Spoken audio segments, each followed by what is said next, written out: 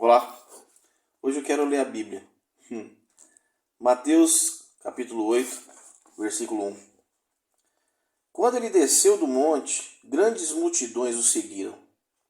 E eis que veio um leproso e o adorou, dizendo: Senhor, se tu queres, podes limpar-me. E Jesus estendeu a sua mão e tocou-o, dizendo: Eu quero ser limpo.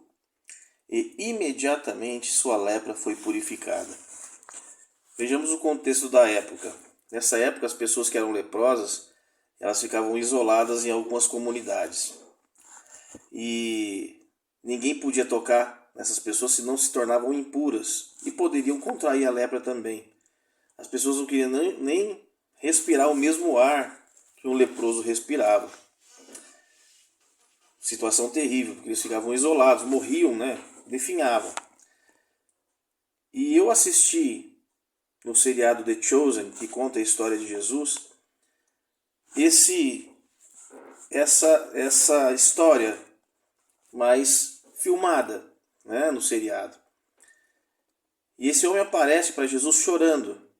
E os discípulos falam: não toca nele, não respira o ar que ele respira. E Jesus vai se aproximando cada vez mais dele. Ele implora para que Jesus não se afaste.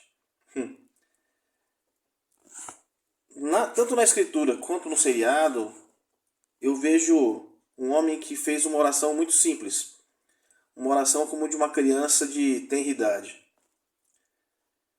E Jesus, atendendo de uma maneira humilde, nem se parecendo o Criador dos céus e da terra, atendendo a oração desse homem também de uma maneira simples e humilde, falando sim, eu quero, e tocando nele. Ou seja, agindo de uma maneira totalmente diferente que o mundo agia com relação aos leprosos. Tocou naquele homem. E ele imediatamente foi curado. Às vezes a gente quer buscar a Deus de uma maneira muito rebuscada, a gente fala palavras bonitas como se Deus fosse se impressionar com aquilo que a gente fala de belo ou de difícil. Mas tem uma escritura que fala que Jesus Cristo está em busca daqueles que está procurando aqueles que o adorem em espírito e em verdade. E procurar de forma verdadeira e espiritualmente é mais difícil. Porque muitas vezes a gente se engana, com os nossos próprios corações.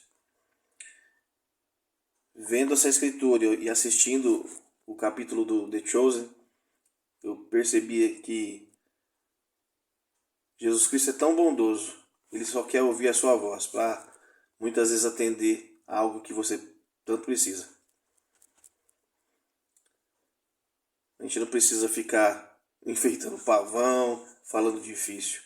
Uma oração simples, cheia de fé na direção dele, é o suficiente para ele poder olhar para você e te tocar.